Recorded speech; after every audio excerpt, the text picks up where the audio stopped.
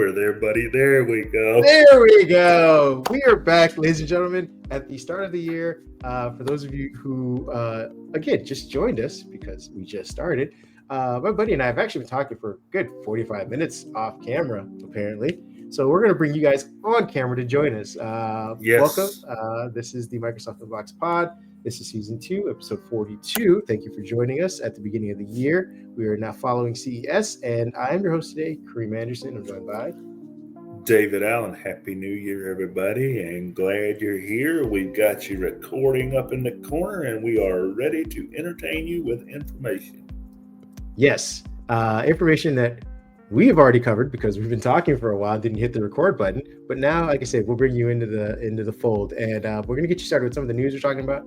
It's a little bit light as far as the Microsoft specific news because they are obviously waiting for CES to pass by and get their ducks in a row for their upcoming announcements and things like that. The FTC has been pretty quiet as far as charging them for anything new over the break. Maybe they even took a break from bothering Microsoft for a little bit, and the EU as well.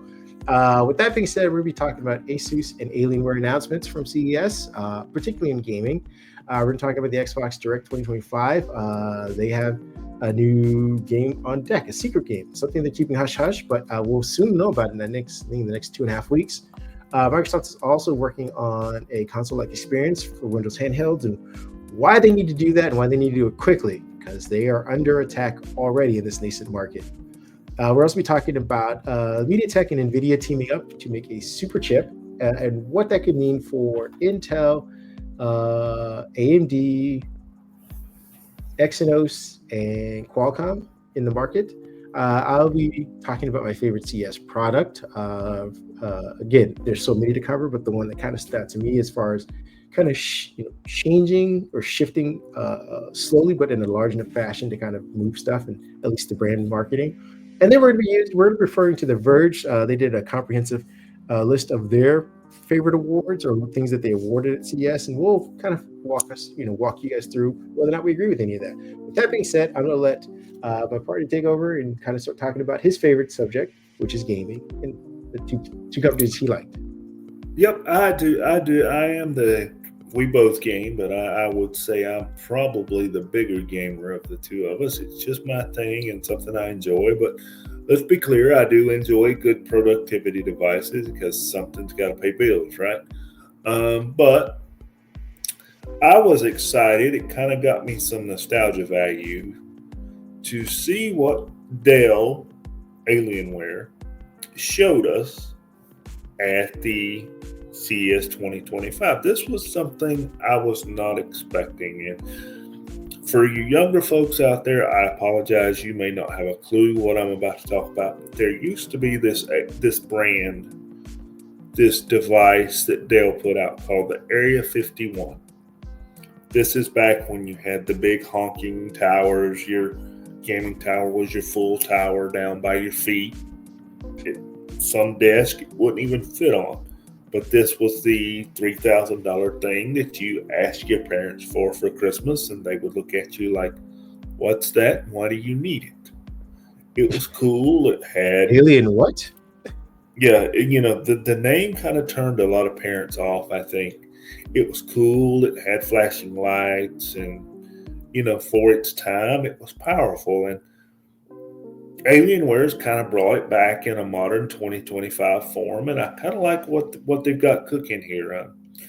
One, I'm always happy to see another brand come back. Two, it's what I would call for you new folks out there a very modular PC, meaning that normally when you get some pre-built, you can maybe switch out a video card, you can maybe switch out some RAM, maybe you can add some RAM.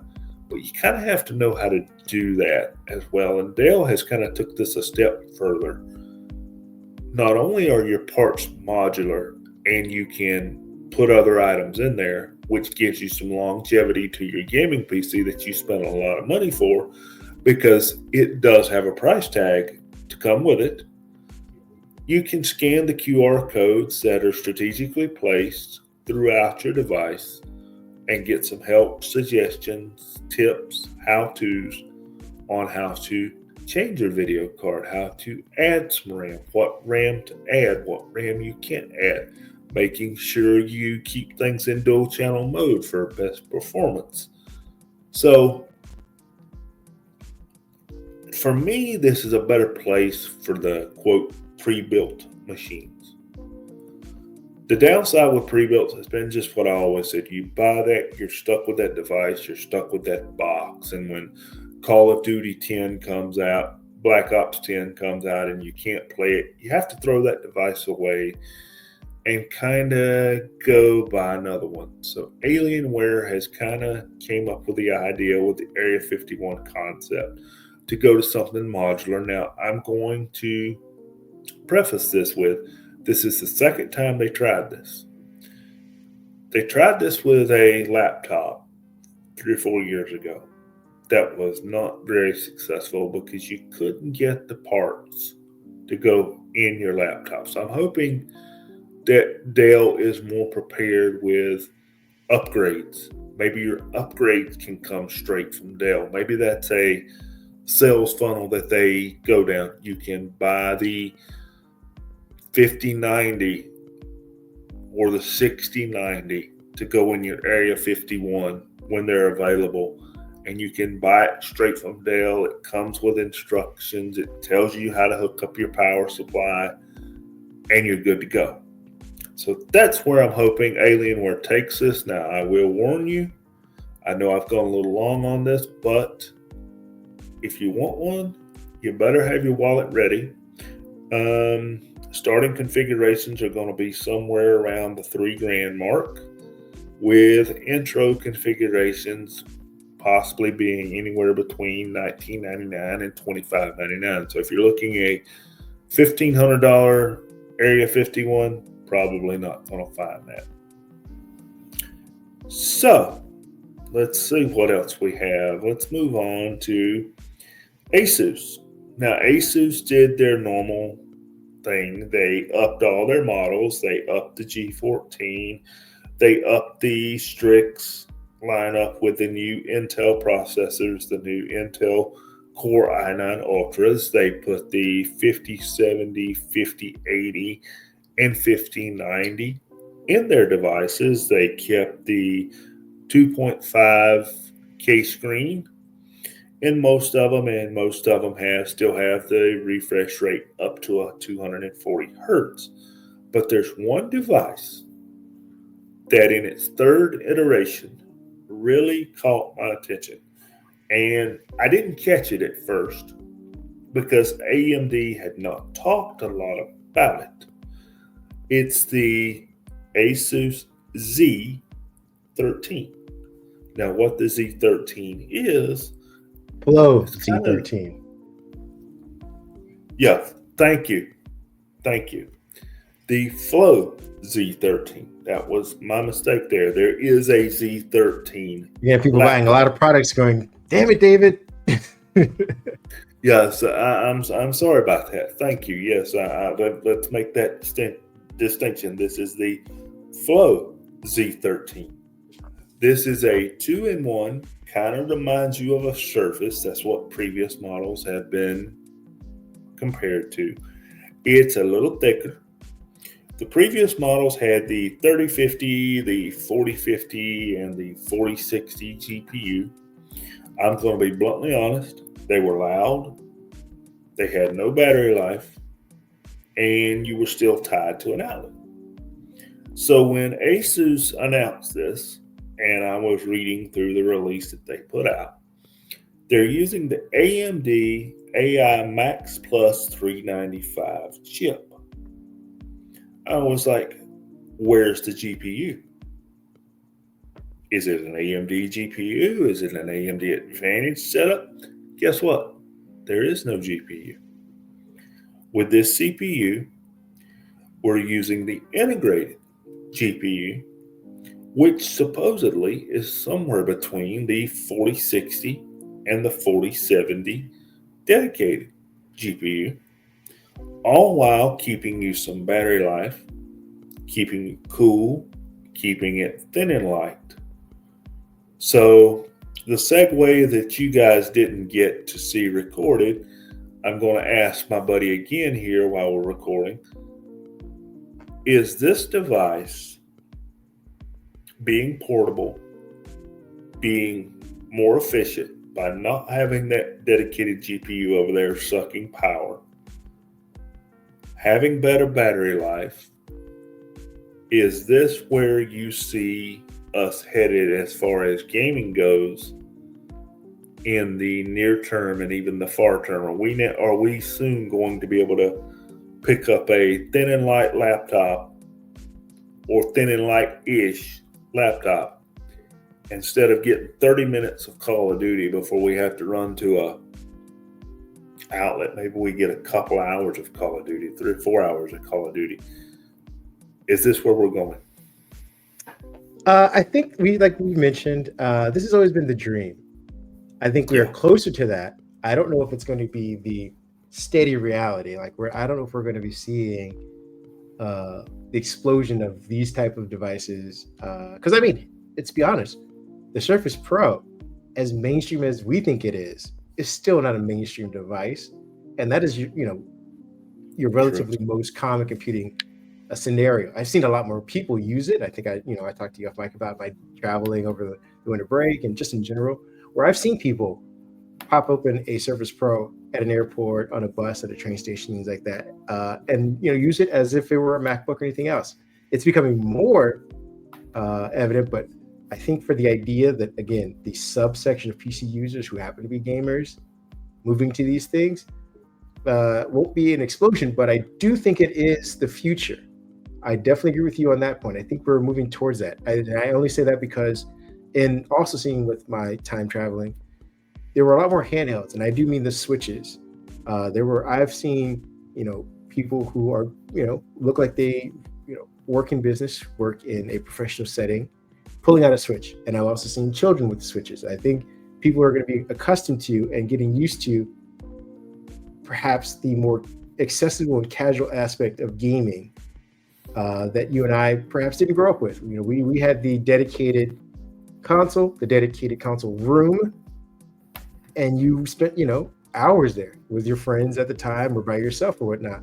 But you had to set aside time. Like, I'm going to be locked in for 3 to 4 hours on whatever game in this specific dedicated area. And if you're on PC, roughly the same thing. You need your own office room or game room in order to have that experience. Now I'm seeing people who are like, again, this is anecdotally speaking, but at home, when I was away for Christmas break, we had 3 people gaming, all in different areas. 2 of us were in the living room on separate things. One was on a Switch. The other one was on their phone. Another person was upstairs on the Lenovo Legion Go.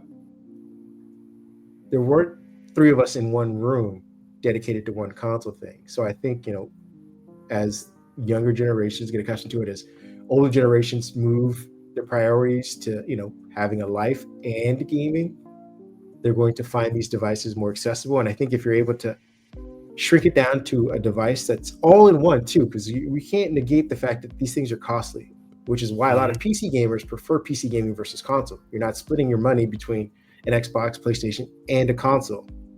And a PC. You're just saying, hey, I do all my creative work, all my professional work on this device that has a ton of power. And then when I get a chance off work, I'm going to also game on this as well. Now, it happens to be that a lot of people who do game have expendable money, so they may have a second professional thing that they use, and then they dedicate that to console gaming. But as things become more expensive, I see people saying, like, I'm going to buy that, 2-in-1 that can also do, because it has the GPU for my content creation stuff as well. I can also have it do my professional stuff, and I can also have a game. That I think that is going to be the future going forward for a lot of people, a lot of gamers at least. I think so too, and I think as we go, we're going to see these devices shrink. I mean, we have even got a glimpse of what this could be with the Legion Go having the Thunderbolt port.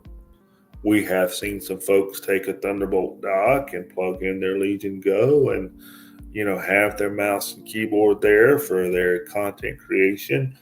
And if they wanted to game on the bigger screen for a little while, they could still 1080p game and unplug it and, then take it on, take it and be portable. But kind of like we're showing here with our B-roll. What he's showing here, I think, is very important, that it's just that simple to go from gaming to productivity.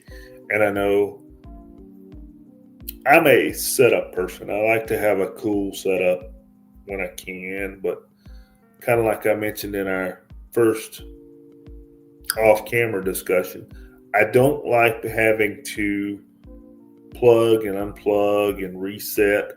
So people tend to have a console set up in one corner. That's why you see, if you watch YouTube and you watch these setup videos, you'll notice a trend that people have various areas or various setups. And did you lose me, buddy? No, I'm right here. I have a black screen. We can hear you. I can see you. Okay, I will keep talking then. Maybe you need to get yourself one of these 2-in-1s. Well, my screen is ooh. I'm gonna have to reboot. All right, no worries. You reboot. I'm gonna move on to our next topic, Okay. and I will stall for you if I can. Thank you. I will be right back. No worries. While we are ironing out some technical difficulties, I want to go on to our next topic, which is going to be the Xbox Direct announcement. Microsoft had that, like I said, they kind of snuck it in during the hubbub of CES. What they're basically announcing, and this is the first of, I presume, many directs, Xbox Directs, basically gaming announcements. They're scheduling for January 23rd of 2025 this month. The showcase will provide an in-depth look at highly anticipated games for the Xbox Series X and S, PC, and Game Pass. Featured games include Doom, The Dark Ages, a prequel to Doom 2016, and Doom Eternal. South of Midnight, an action-adventure game set in the American Deep South, will also be showcased. I'm interested in that. It reminds me of kind of like Red Dead Redemption a little bit, as the most recent one. Claire Obscure, Expedition 33, a stunning RPG from Sandoval Interactive, will be featured. And then Microsoft was also, this is what kind of made bigger news. Microsoft teased that they are working on a groundbreaking game in a new area, a new studio, but they haven't given any details on it. Rumors are that it could be somewhere in Florida, the studio, but we don't have any clue what the game could be. We know that Microsoft did relatively well with their recently acquired and then, I guess, managed Indiana Jones game from Bethesda. So we're expecting to see, this is, obviously going to be year one of this development project. So probably in about 2 years, we'll get our hands on the final output of this. But, we spent most of last year kind of biding our time, twiddling our thumbs and saying, all right, now that we're ironing out the details of the Activision deal, now we can get into the gaming aspect of that big purchase that Microsoft have and Microsoft's big vision for gaming. We can finally address mobile gaming that they've been yelling at the high heels about. To wrap this up, the showcase will be on all of Xbox official social media channels. It'll start at 10 a.m. Pacific, 1 p.m. Eastern, and 6 o'clock in the UK for those of you in the UK. Again, I said this announcement is basically the beginning of gaming season for Microsoft, and they're going to need to, I think, step out something big to kind of grab everyone's attention and say, hey, it is worth investing in Game Pass. It is worth the massive layoffs we had. Again, I feel for those people who are now looking for new jobs. It is worth you guys trusting us to fight the FTC, quote unquote, to get this deal done. It'll be worth all of the things that we've been saying over the last 3 years without producing exclusive games for you. They're going to need to now put up, and I say shut up. What are your thoughts on Microsoft's Xbox Direct announcement and secret game in studio? Well, I'm going to kind of share the laugh of Paul Thurrott. He and I usually don't share laughs like this, but he made us. Paul Thurrott barely laughs, so let's put it that way. Yeah, he shared a snip on one of his pods of Halo for PlayStation. Yeah, Yeah, I had all this wind in my sail when you were gone, and you just took it away. I was talking about what could be and all the fun stuff, and you came with reality of probably what's going to actually happen. Yeah, I'm sure that's going to be part of the announcement. I'm hoping that's not the bulk of it, but and again, I have no problem with putting old games. I mean, let's be honest, it's not a new. I don't think they're gonna put a new Halo game on there. If they want to put all the old ones on PlayStation for now, it's fine. Even if they want to put the new ones, as long as it comes with the Xbox and that there are reasons to choose Xbox, that's more specific to me. Like maybe you get different skins. I'm not saying you need skins only for the Xbox version, but different ones. There is a reason to have this console to invest in Microsoft's version versus the PlayStation one. That's all I'm saying. Make it different. But yeah, I mean, give it to another platform. Why not?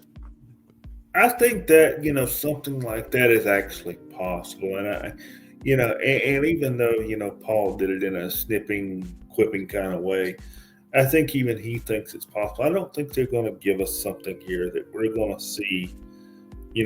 It's January 23rd at 10 a.m. I don't think they're going to give us something that we're going to see January 23rd, 2026. No, no. Be a release date. I think it's something they've got in the pipeline, probably within the next 90 days to next 180 days of us actually getting our hands on. And who knows, maybe they are working on something, but it is kind of interesting that there's been no leaks of no studios working on an Xbox title somewhere. I And mean, you generally see a leak. The one thing you don't see leaked very much is Halo coming to PlayStation. I mean, I hate I to plan say to be surprised by a lot of things in 2025. I'm hoping this is a good surprise. Just put it that way. We're going to move on to Microsoft working on a console-like experience for Windows. I know it sounds like we are repeating ourselves for the umpteenth time. I'd like it to be a fact at this point, but Microsoft again is saying that they have to work on a console-like experience, and I believe Microsoft's new VP of Next Generation made this announcement or made this proclamation during the Lenovo and AMD CES event. His name is Ronald. He mentioned that Microsoft plans to leverage his experiences with the Xbox OS to improve Windows on a new handheld form factor. So, um, again, David and I have been saying that they need to figure out a way to port the Xbox UI and experience onto these handhelds because giving people full Windows is never a good experience on a handheld or anything that has to be anything beyond keyboard and mouse. I think Microsoft can say that they won the keyboard and mouse input OS experience for now. They've done it for the last 30 years. That they are the operating system of choice around the world. But Apple came in with touch. Steam is doing really well out of the gate with their Steam OS for handhelds. They figured out, hey, people are going to be using their thumbs for a lot of this stuff because it's in their hand. This is how you navigate that. And I believe this is leading to a larger conversation we're having about new competition for handhelds and Microsoft's position in it. It's a nascent market. It's growing. This is, I would say, the second solid year of these devices. And Microsoft had a monopoly on it because they all mostly needed to run Windows. Steam had its own thing. But I believe we're going to get into our next part of our topic, which is Lenovo offering its new handheld, which is the Lenovo Legion Go S.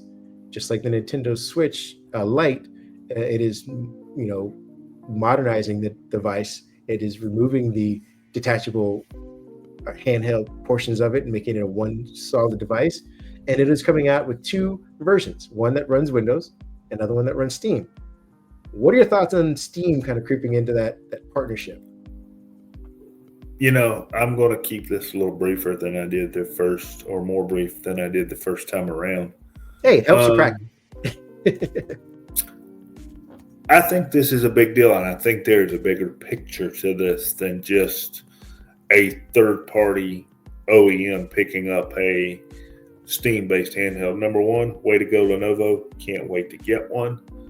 And part of my reasoning for not willing to wait to get one is kind of the bigger picture here, because there was another announcement that I covered on the site. It was a much smaller announcement, but I think it will have a bigger impact later.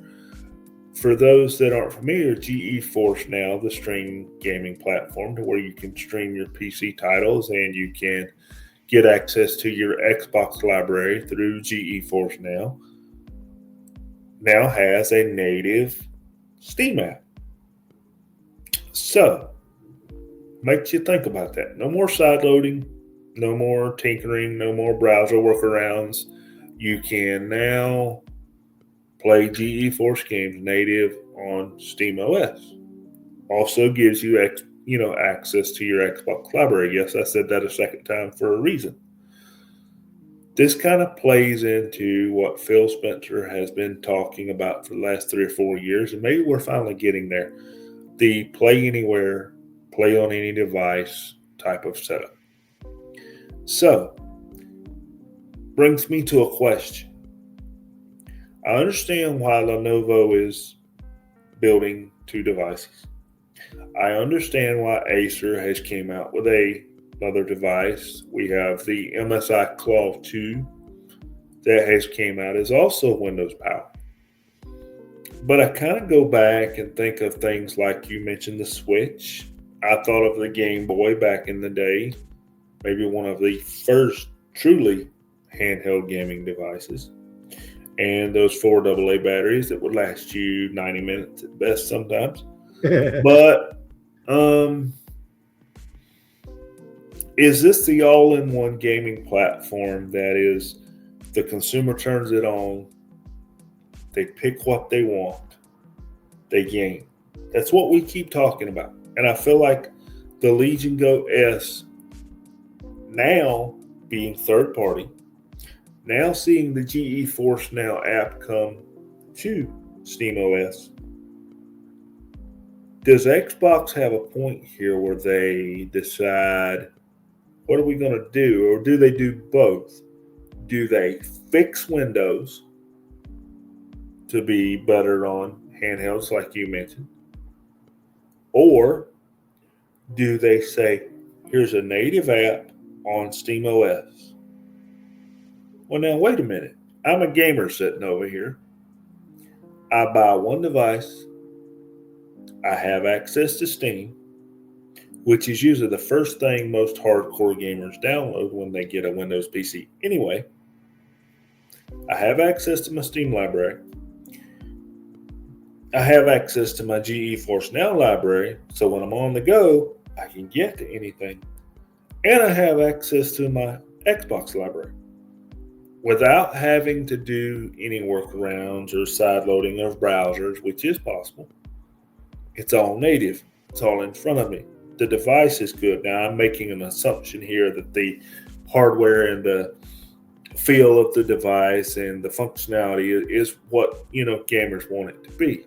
I'm making that assumption.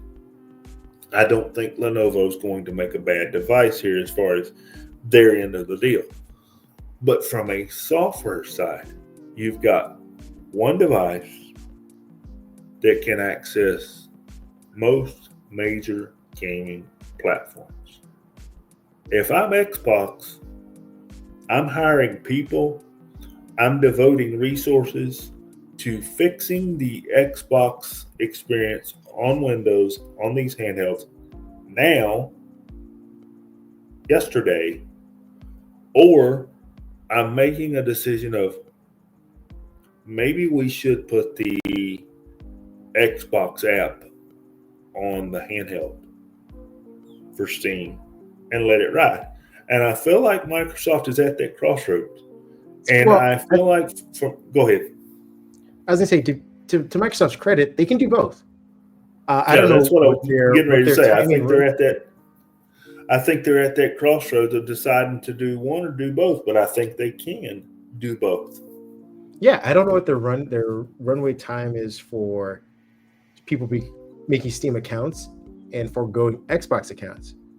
But I do know that they offer a ton of games, console games, that Steam doesn't necessarily have. And Steam runs, for the most part, it used to run, at least on PC, off of Windows. Like you needed Windows in order to run Steam. Now with these handhelds, you don't necessarily need that, but I think if you get used to them, and the fact that you still need to access Microsoft's game library with a Microsoft account still works in Microsoft's favor. They're not going to, now it depends on the partnerships, like who has enough money to bully their way on to the default as far as the app is concerned. So if you're Microsoft and you have enough money to say, hey, Lenovo, you can put Steam on here all you want, but we want our app to be front. That's where it becomes an issue, because then Steam's going to want their app on front, especially if they're running the OS and stuff like that. So when it comes to the deals and which one has priority, I think Steam's probably going to win some of that because it's the operating system that people are going to be using. But Microsoft still has the ability to say, hey, you still want to play Halo, you still want to play Call of Duty, you're going to want to do it through the Xbox app because we have more. Instead of purchasing it on Steam and only having access to that one game, you can get the Xbox account, you can get your Xbox thing, and then have access to a ton of other games. And how you get to it from the Steam OS doesn't really matter to us. And we'll have our own device if that becomes the issue, where we move from the Xbox console to this new handheld.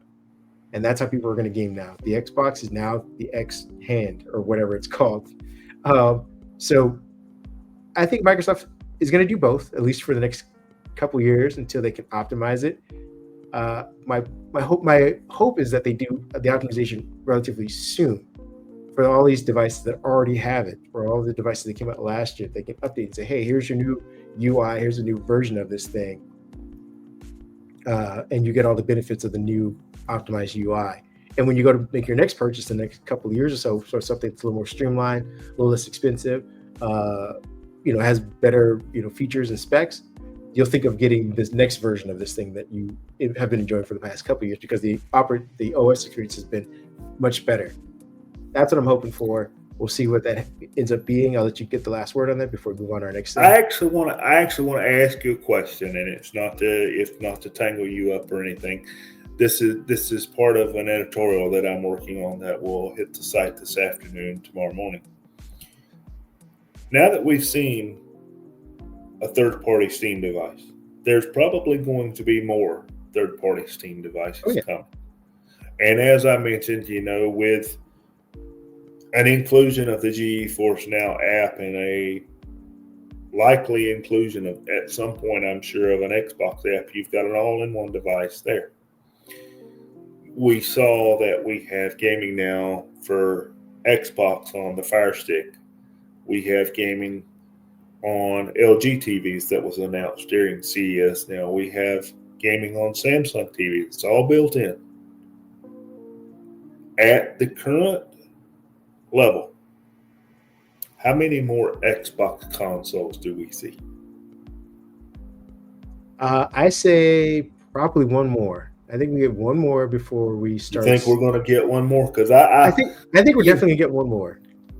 I felt, and maybe I'm wrong, I felt a hard shift in reading how other people were covering CES and these gaming announcements. I was feeling a hard shift at the console level to get to streaming devices, smaller devices. And it kind of made me think. And I actually, when I've been writing this editorial, I actually turned around and looked at I've got 2 Xboxes in the room that I was writing the editorial in. And I'm like, I haven't turned these on in a week. Because I've been moving around and gaming on my Surface, and I'm gaming on my Google tablet. I'm like, and it made me think, how many more Xbox consoles before they turn them into some type of streaming device, possibly? That's what I'm saying. I think our next one is going to be that transition. Now, it could be as bumpy as the Xbox One was, but I think we're going to get a no disc version right off the bat. There's none of this like, oh, here's an optical drive, and then we'll make a thinner version or a non one later. I think we're going to get the non version first. I think it's what the Xbox X has been all about, is that transitional period between that. I think it's going to be smaller. kind of making that transition between portable and console dedicated. So you're gonna be able to kind of pick this thing up and put it places, kind of maybe like a GPU essentially. You're not gonna have that entire bulkness. Maybe they're gonna figure out a way to include the power source inside the thing. I think like they did with the S, so you're not gonna have to carry all that extra stuff with it. But I believe that's where they're gonna go. And I've only say that because they've probably been testing this thing for the last 4 or 5 years, R&D and stuff like that. They just need to get it out. I think they're also working on the handheld as well to follow up with like, hey, this thing will dock and connect to your Xbox and give you whatever additional things you need. But most of that's going to be done through software as far as transferring your game codes and things like that over.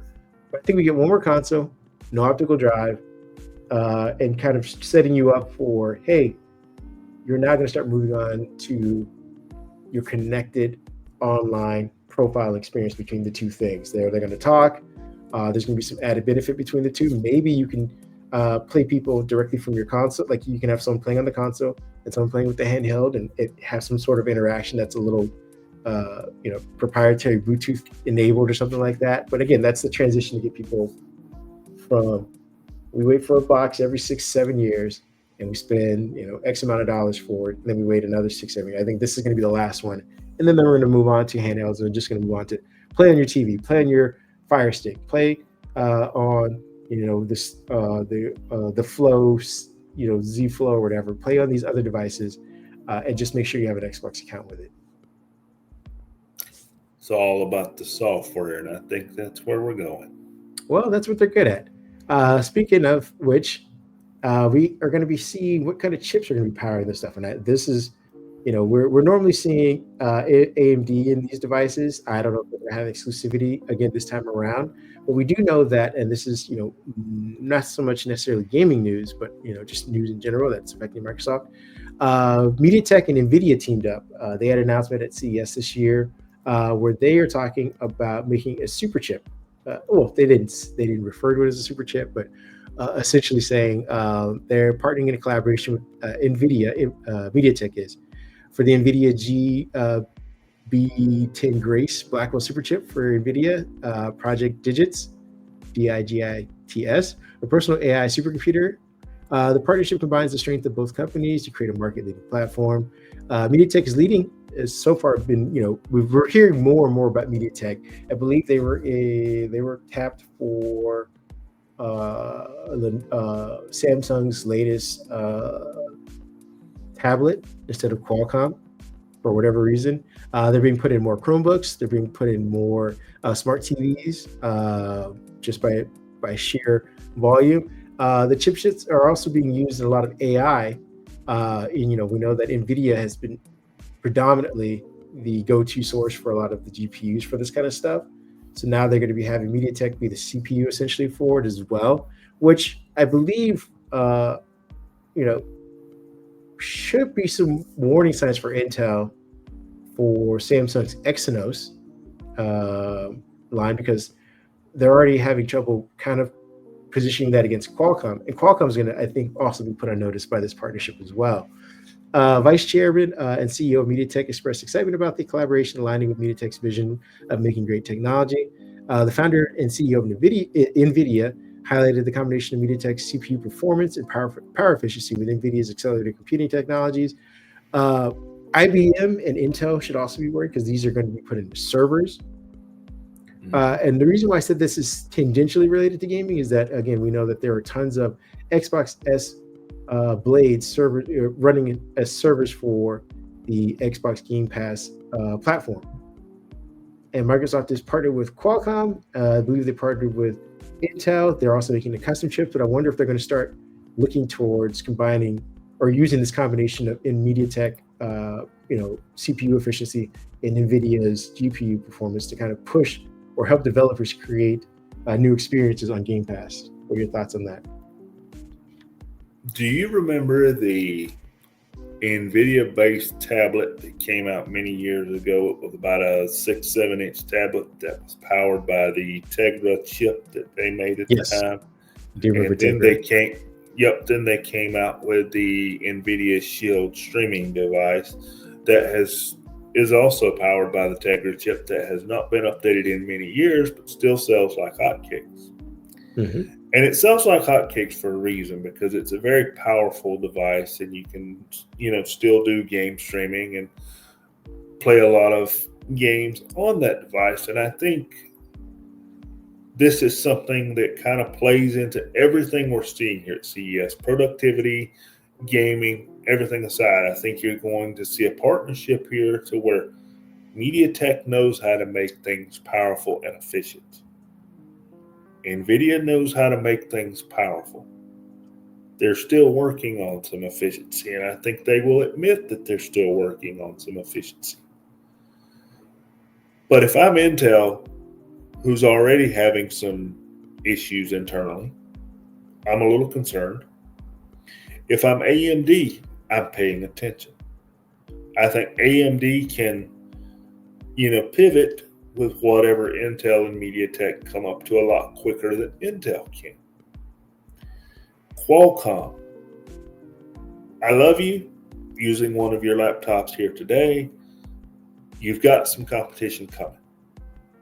Well, especially across the board, like we're users or consumers of gaming and PCs, but this is going to be for AI and a bunch of other related technologies. So IoT, and you're going to have these in cars and things like that. So I do wonder, with NVIDIA being the already go-to for GPUs and now partnering with that, how many other sectors are going to be kind of blocked out of this? If companies are saying, all right, well, I was already buying NVIDIA for the GPU stuff, let me just get their combo MediaTek as well. Sorry, Intel. Sorry, Qualcomm. I saw something from some third-party companies that weren't forefronted. I didn't write anything about it, but they're coming out with these ITX smaller devices that you can train your language models on in your office.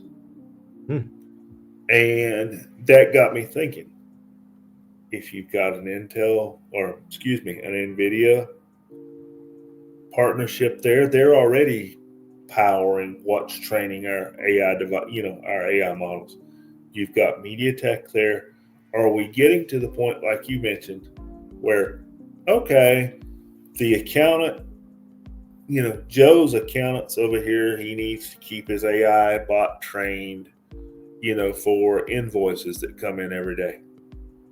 So he's got a little box over there that's powered by NVIDIA, and, maybe it's running, whatever OS need be, Linux, Windows, whatever. It's efficient.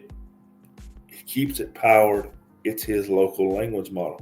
It's the language model for his office. It's the language model everybody accesses. They're able to update that language model right there, because we've made the transition from big language model that we talked about last year. Now we're starting to see smaller language models, and we've always talked about where AI would succeed in business would be the specific language models. But you've got to have something to train those models. Now, Microsoft would prefer that you go spin up an Azure instance and pay for that. That's what they would prefer. They would prefer that monthly revenue. But could a device like this be used to train models? And like you said, put it in your car, put it in your CarPlay, put it in your Android Play, or whatever they call theirs, to where you've got that. You've got more access to data. Maybe that AI model is part of your car stereo. Maybe we're getting more Elon Musk-like over here, where you've got an iPad-looking device in the middle of your car that's powered by it. Maybe Elon invests in it and he powers the next Cybertruck 2 with it. I think there's a lot of things here, and I realize I'm in the weeds. I think there's a lot of things here that Intel needs to look for, AMD needs to look for. NVIDIA has been making chips powering what we do for a long time. They know what they're doing, and I wouldn't even put it past the two to work together. Oh, here's a efficient CPU chip. NVIDIA's on the die, MediaTek's on the die. Y'all have fun. Yeah, that's where it gets dangerous. So we're going to keep our eyes on that. We're going to move on to our last section or so, which is basically just kind of a rundown of some of the things that I think The Verge counted as their awards. Before we get into that, I just wanted to say that we wrote a ton on our site. I suggest you guys head over there to kind of see our coverage. We wrote about kids smartwatch, so parents can kind of keep track of their kids without having to go on social media and be exposed to a bunch of bad stuff. We wrote about smart home batteries. We wrote about smart rings. We wrote about all kinds of PCs from larger OEMs to smaller OEMs. We wrote about fitness trackers and headphones. We tried The to cover a dog lot. feeder was cool. With the dog feeder, yeah, so you can go ahead and leave your pets at home and you can record a little message for them and say, hey, mom and dad will be home soon, so they don't feel like they're abandoned completely. Specifically for cats, I think dogs, they need a little bit of actual contact and stuff like that. But anyway, like I said, if you want a du jour of things covered at CES, please visit the site. We tried to cover as much as we can. Again, as a two-man gig, there's been, CES is just full of stuff, and we're going to be covering more stuff. This is just the initial week, but yeah, we're following up on some other much smaller things. So, head to the site if you want some coverage from CES. But the thing that kind of stood out to me the most, and this is, one of our largest partners here at the site, is Lenovo's products, and one in particular, which is the ThinkPad X9. And again, there were a ton of great laptops announced. There was Dell's renaming everything. They're no longer using the XPS line, which is, again, I think they're a mistake, but hey, they just want to go with the Pro and Pro Max. And yeah, confuses everybody. Acer's, pushing forward with their sustainable products. They're making them greener and lighter, which is always nice. ASUS, I believe, came out on top for, I believe, Windows Central's like one of the best laptops there, and I think it was I take it back. It's the ASUS ZenBook for A14. I'm gonna see if I can put it up on the screen for you guys because it's basically a MacBook. It is, and I know we always say that about Windows PCs that happen to have a subtle hint of like, oh, this looks kind of like a MacBook. This thing has it down to the little notch that is associated with MacBooks when you go to open a lid. Let me see if I can get that for you. For those of you who are listening, I apologize, but I just kind of wanted to show you. Here's theirs. It's this, yeah. Basically, this is the tab. I should have gone with the window instead. Anyway, for those of you looking at the screen right now, it's a MacBook. It looks like a MacBook. It has a little bit of the surface grayish color to it, but it is essentially a MacBook. So that's a good one for those of you who want to live in Windows, but also want to trick your friends into thinking that you're as cool as them with having a MacBook. I, on the other hand, found that the Lenovo ThinkPad is going to be a great transition device for people who don't necessarily care about having a Mac or pretending to have a Mac or having anything look exactly like a Mac, but want something a little bit more than the standard military grade matte black with the red nipple. This thing is it's powered by Qualcomm's Lunar Lake, I believe. So, and it's an Ore Edition device. So it's gonna have great battery.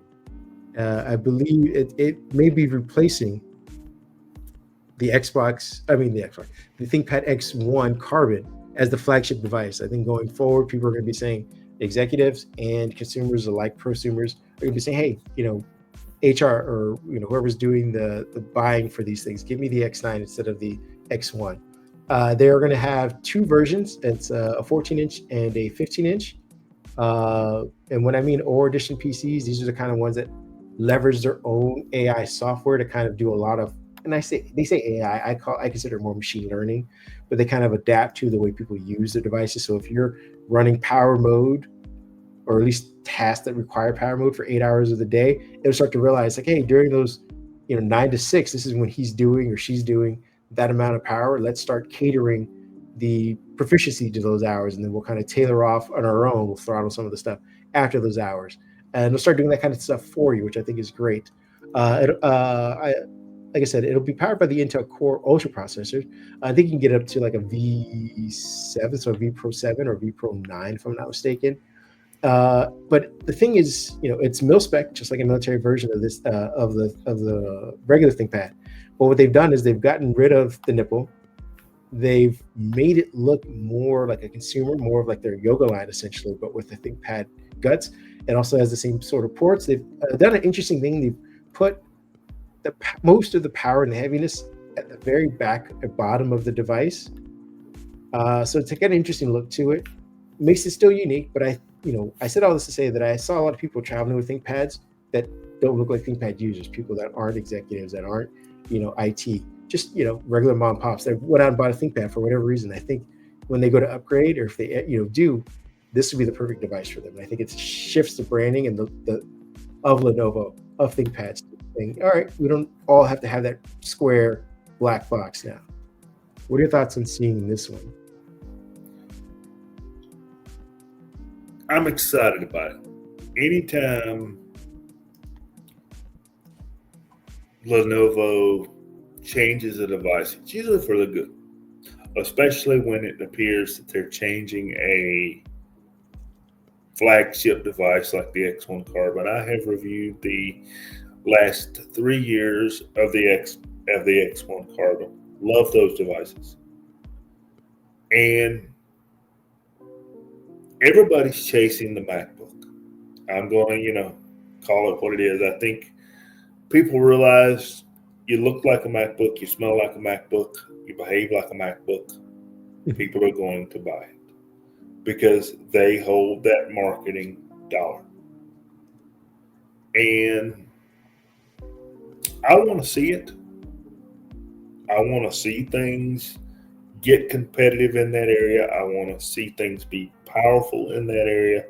I want to see that Intel chip get me that 18 hours of battery life, and I know I'm throwing darts at a dartboard when I say that.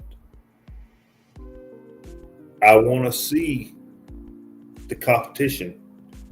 I don't want to see Lenovo lose sight of what the X1 Carbon could do and was, if this is truly, and I believe it is, like you mentioned, the X1 Carbon replacement. I know a lot of businesses that buy the X1 Carbon. They have the contract for the X1 Carbon. I know Lenovo does not want to mess that up. Yeah, and it was interesting. During their announcement, they explained that there are obviously customers who love and adore the nipple, the red nipple, but they also saw people who didn't, and obviously this is for them. Well, go ahead. The nipple is a little bit old school. I'm going to take you way back for just about 30 seconds. Lenovo has a strong presence here in North Carolina, and we have the Lenovo Center, and Lenovo, one of their main offices, is right down the road. 1991, 92, I was a young lad, and we had a computer club. Like we had our 4 or 5 geeks. Lenovo, which was IBM at the time, invited us out for a tour of their factory. And when I say tour, we were right up on where the machines were being built, the machines were being made. And, the red nipple, that was kind of when the red nipple kind of came to life. And they had the butterfly keyboard with the red nipple. Mm-hmm. So what did I go do? I saw one manufacturer. What did I ask for Christmas Day here, since we have just now passed the holidays? I asked for my red nipple device. Now, I stuck with that red nipple for years because trackpads, in my opinion, were trash at that point. And when we get these review units and still have the red nipple, I go right back to that muscle memory of using the red nipple. But there are, as things change and generations change, people look at that thing and go, why do I want to use that? And I get it. Lenovo's got to evolve. They've got to evolve with the market, evolve with the people that want their devices. But us old folks, we still like the red nipple. And I'm going to be sad to see the red nipple go. Well, And fortunately for I'm you, sorry, Lenovo but makes. that's my red nipple story. Sadly, you're going to miss the nipple, yes. But unfortunately, Lenovo has tons of other products that have it. So you can always go to them. It just won't be the flagship that I think going forward. Last word is that this thing also, like I said, it puts a lot of the guts in a bar along the bottom back of the device to help with cooling, venting, and all the extra CPU stuff to keep this device still pretty light. It also has a haptic trackpad, and they come in two versions, a non-touch and a touch version. But I think the haptic trackpad is also the other thing I'm seeing Lenovo starting to trickle into their devices. They only had it for, I believe, one device, and that was starting 2 years ago, and they only kept it there. Now you're starting to see more devices have it, and I believe that's also going to be another game changer for the ThinkPad line, which is used to the left and right mouse buttons above the diving board trackpad that used to come with most of those. This haptic one, I think people are going to really like, and again, liken to the MacBook. We have one last thing to wrap this up, unless you want to put something on it. All I was going to say is I'm surprised other people have not picked up the haptic trackpad as successful as it has been for Apple. I was happy to see it hit the Surface laptop this year. And Lenovo, you might get me away from the nipple with a good haptic trackpad. Ooh, all right. You hear that, Lenovo? Challenge accepted. We hope so. Our last one is we're going to be talking about the Verge Awards for CES. This is to cover some of the other stuff we haven't been able to cover on our site, or maybe overlap some of the things we covered. I'm just going to kind of go down a quick rundown of some of their awards and see if we agree with them or not. Again, just to kind of give you guys a full breadth of the things that were covered. They have the CES Awards for Best TV, Best Wearable, Biggest in Show, Best Car, Best Friend. I'm assuming that's some kind of animatronic device or something like that. Best monitors, biggest flex, most pointless expensive, best things. Right off the bat, they're coming out saying that the best wearable, I believe, the best TV is the Panasonic Z995B OLED. I believe LG had a pretty nice looking device there, another LG screen that I believe is right on par with that because they didn't have this like soundbar thing at the bottom. But just looking at it, this thing does look pretty awesome. It has some HDR components to help make that screen pop. In my quick assessment and question to you, how important is HDR to you? Because I feel like I've been sold on HDR for the last 8 years, and I don't see it. I don't see the big need for it. Do you? Man, you hit one there for me because when I was watching, all the time when you hear these TVs and it's bleeding more into monitors, HDR, HDR, HDR. I've got an HDR monitor. Never used it. Never used that function. I just don't care. I was gonna say the other thing you might not use on this is the Fire OS apparently that's running this thing. Fire TV OS is going to be running the operating system for this. We're going to be seeing a lot of TVs. They already announced having their own. Obviously, LG was known for its. Which one did they pick? Was it Palm that they took over?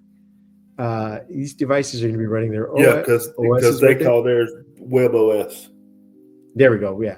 So if you are looking for something that has HDR, apparently has Dolby Atmos speakers and runs Fire TV OS, this might be right up your alley.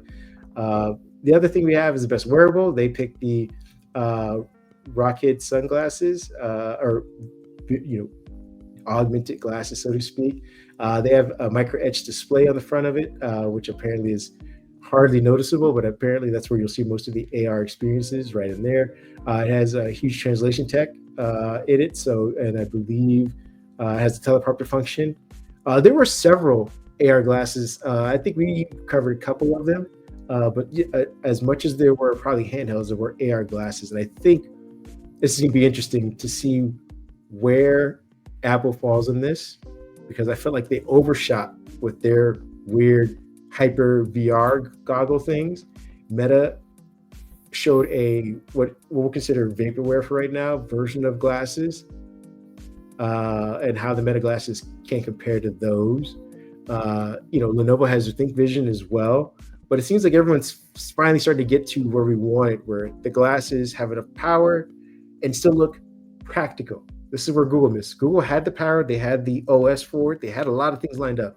It just didn't look practical, and it didn't look good. It didn't look great, and there were privacy concerns. Take the camera off of these things for some reason, for some aspects of this, or at least show that there's a big honking camera and people know. But what are your thoughts on AR glasses in general? Do you think do people want to put a phone in their face, or are they accustomed to holding and being able to kind of put it down when they need to? I think, sorry folks if I sound a little punchy here. I think the addiction is going to take us straight into glasses. Okay. Because how many you're people, probably right. and I hate to call it that, but I feel like that's, this is kind of a little bit of a sore spot for me, even being a tech enthusiast, because it bugs me greatly when people are busy, people are doing something, people are occupied at their job or otherwise, and that phone dings, vibrates, buzzes, ding, whatever it needs to do, and the world stops. While they get that phone off their hip, while they scroll that notification, while they type that line back, whether it's social media, a text from the husband, or text from the wife, or text from the kids, whatever, the world stops, and they stop what they're doing, and, you're sitting there waiting, and you have to wait to re-engage. So I think, now we're going to see people blinking is what we're going to see, because, that's up on the glasses. That's up on the glasses. But I think that's where we got to go. I mean, these are the nicest looking glasses I've seen, though, to be honest with you. For those of you who are listening, these look like regular glasses, even to the point where the cameras are kind of built into the hinge connectors to the side of the glasses, and they look pretty natural. Moving on to the next thing, we have the biggest in show, which is Nitro Blaze 11. I didn't even cover this thing at all, but apparently this is Acer's honking 10.95 inch screen, weighing 2.5 or 2.3 pounds. This thing looks as big as I'm describing it for those of you listening. I don't know if I'd want to game on this thing, to be honest with you. I'd rather probably at this point have the ASUS Pro thing, because that at least turns into a actual laptop when I need to, with a keyboard. We have the best car. Obviously, everyone shut off their cars, but these sleek looking numbers are the new Honda Zero EV. Where's the volume on that? Anyway, they called it the Honda Zero. This thing looks pretty sleek. It's definitely better than the Cybertruck. I will give it that. What are your thoughts on the Honda Zero EV?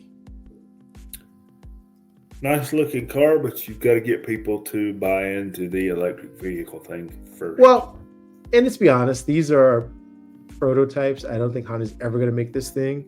There are so many cars. I wonder, here's my question to you, or here's a real question. Where do these cars go? Where do these demo cars that are on stage go? Because they only make one or two of them. That they make one or two to show them off, but the question is, are they even full-fledged cars? That's a good question, because I used to make a joke with my friends about at the Super Bowl they make two shirts, or one for the winner, one for the loser. They just figure it out at the end of the game, and they dump all the other product. They usually find themselves in South America or Africa, and the impoverished areas as free wardrobe. And you'll see like, here's for all the Super Bowl teams that didn't win, there's a shirt that does say that they did win. Are these making it to South America and Africa as vehicles for non-made products? I would guess that I would guess, just by seeing the way show cars are done. I have had the chance to see how show cars are built in a previous life. I would guess that none of those cars would actually run down the highway. Probably not. You're probably right.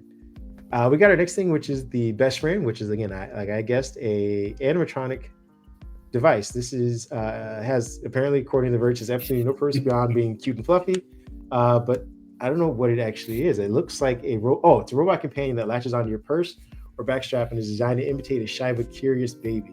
It doesn't make noise, but it will hide its face when touched and move its head around. So, for those of you who wanted a Tamagotchi in real life, apparently they're making them for you. I did not know that was still a thing. Okay. Yeah. Moving on, we got best monitors. We got all the 27-inch 4K OLED gaming monitor from who's making this one? Oh, your friends over at Alienware. They make some good monitors over there. The ROG Swift OLED PG27U DCM, which is again apparently the first of its crops with 27-inch 4K OLEDs. So this should be paired with your Flow or whatever, or not your Flow. Who makes the Dell, right? Paired with whatever Dell has. You're going to pair that with your Area 51 laptop or there you go. desktop. Bingo. The biggest flex, which is NVIDIA, as we mentioned, they kind of came in and stole the show, especially announcing the partnership and a lot of their beefy GPUs coming out next year. We have the most pointlessly expensive thing, which is Sony's Honda Afeela, which is, again, one of these demo cars that apparently sells for $102,000. Oh, the signature version is $102,000 or $102,900. Or if you get the original version, the origin version, which is $89,000 essentially. So if you wanted overpriced EV, it looks like they got you. But I mean, let's be honest though, it's not too overpriced because I believe the Cybertruck's like $85,000. So if you want at least a nice looking one, you can get one of these bad boys. This isn't a truck. It looks like a car with kind of the hood ripped off. But if that's what you want, they say they have a section for the best things that you'll probably buy from Target or Instagram ads, which is a portable carbonator. I can definitely see that because they have the built-in filters on these water bottles these days, and I see a lot of people loving those. And apparently, this is the sales pitch is that it's a soda stream for your hydro flask, and they think based on the pitch alone, you'll know whether it's for you. It's sparkling water. It's for sparkling water addicts. So, for those of you who are addicted to bubbly or I forget the other version of that, you'll be able to kind of make your own. Which, hey, again, as prices go up, this might save you in the end. I did cover this L'Oreal Cell Bioprint. This is basically a mini lab to analyze photos of your skin samples for your cheeks and things like that. It's just for face health and beauty. This is actually pretty interesting. Probably won't pertain to a large portion of our audience, but I do want to include anybody who's interested in that. So we got that covered. Best charger, which is the ASUS BAS Prime Trip VR2 Max car charger. This is actually pretty cool. It looks like it's magnetic and basically has a couple ports for multiple devices to charge all at once. We covered a battery backpack, which also had multiple ports. The Blue Yeti. Yes, correct. This looks like it's going to be something similar for your car, though. And it looks like the port connections, total power output of 240 watts and up to 105 watts of power delivery to a single USB-C port. So if you have a shotgun driver who is navigating via their laptop, apparently they can do it through that.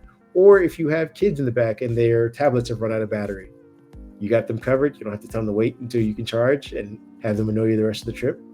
Looks like you probably find it on Amazon pretty soon or the website at $44.99, which is, I think, pretty reasonable price. The best new Dell computer name. That's just a funny section. But again, the names go Dell Pro, and Dell Pro Max. And you can assume that the XPS line will fall somewhere in between that as well. The thing that no one asked for, it's an AI in TVs. And I think it's just a kind of section that they are saying that, everyone's building stuff into it. Apparently, Microsoft is building Copilot into TVs for LG and Samsung. I'm hoping that this, they're already building the Game Pass in there. You're basically going to be able to buy yourselves a Windows TV pretty soon.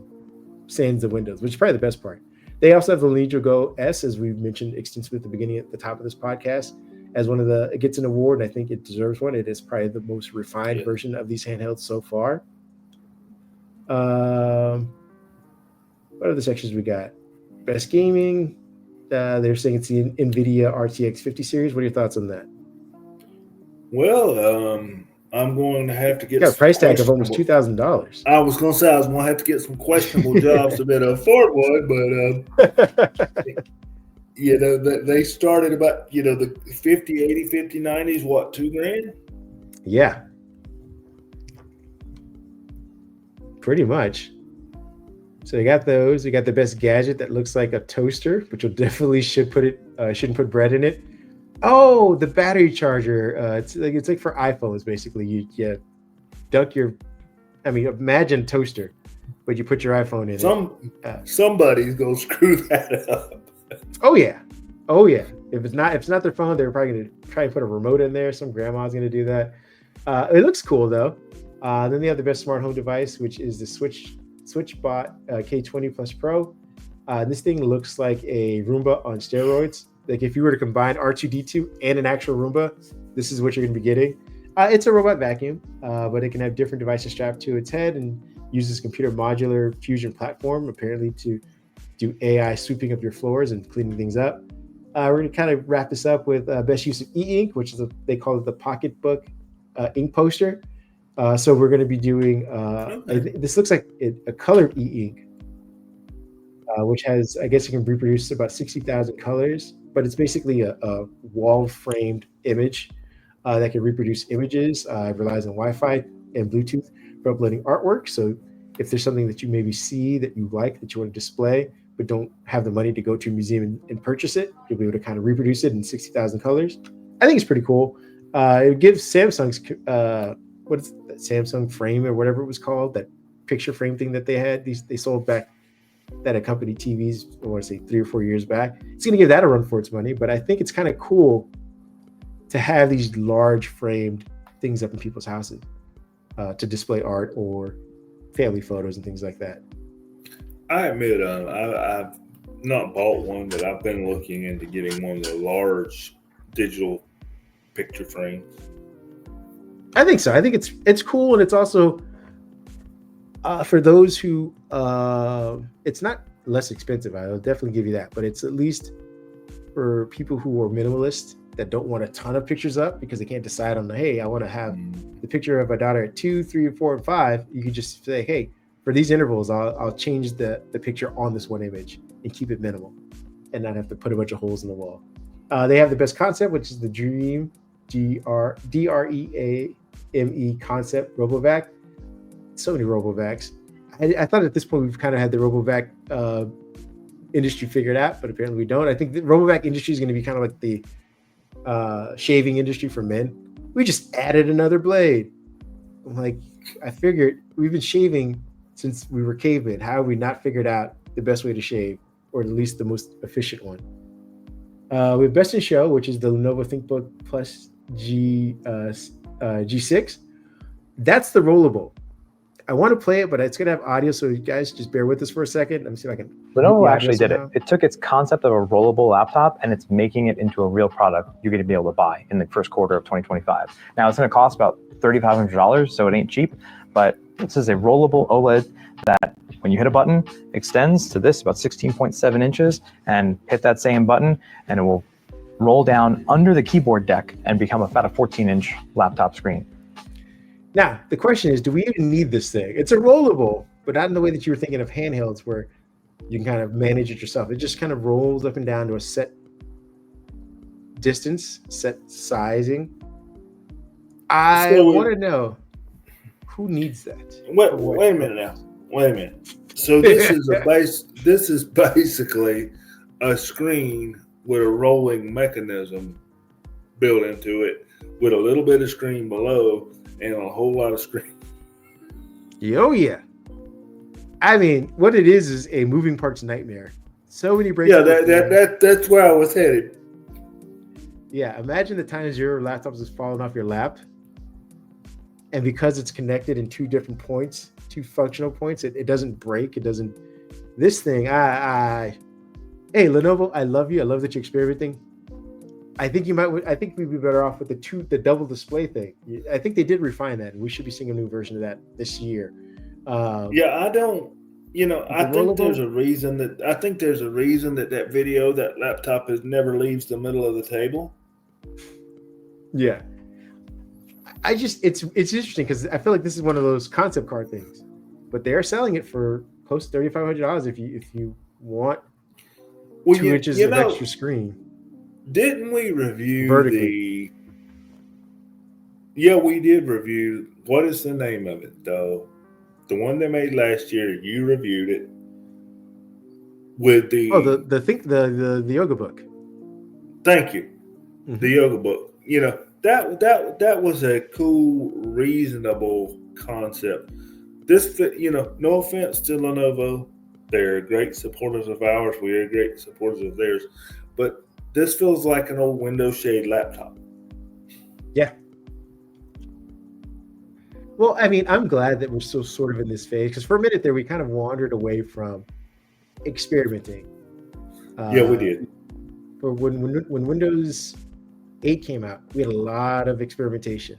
A lot of it not good, but a lot of experimentation. This is how we kind of landed on the 2-in-1 and the foldable laptop.